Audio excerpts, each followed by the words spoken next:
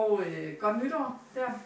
Ja, det er Katrine her, og skal jeg bare kigge ind her, eller hvad? Ja. Ja, super.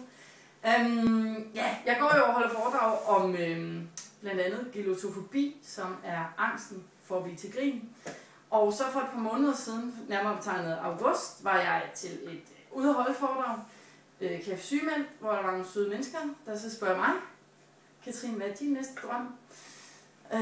Og hvad går du så meget bange for? Jeg troede egentlig, jeg var kommet over det der, men nu kan jeg godt mærke lidt, at den er der. Fordi min store drøm har mange år været at lære at spille på sådan en ukulele her.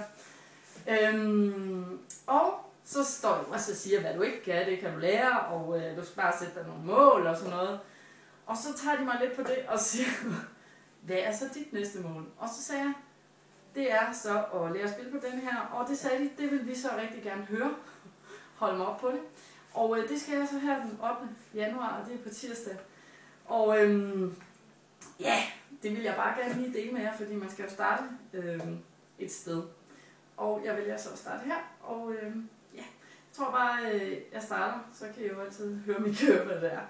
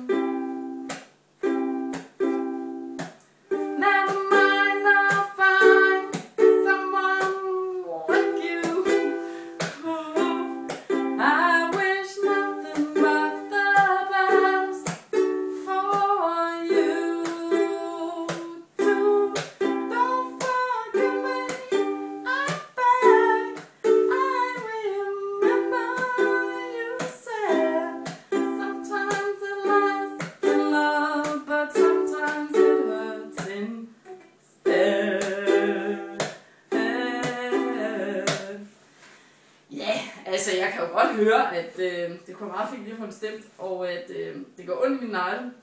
De er også blevet klippet lidt. Men jeg vil bare med det her ligesom sige, at det er før billedet, og jeg er meget motiveret nu af at øve mig på denne her. Så jeg er bare lidt provokerende at sige, hvad er din drøm, og hvad er du bange for? Vi snakkes ved. Hej.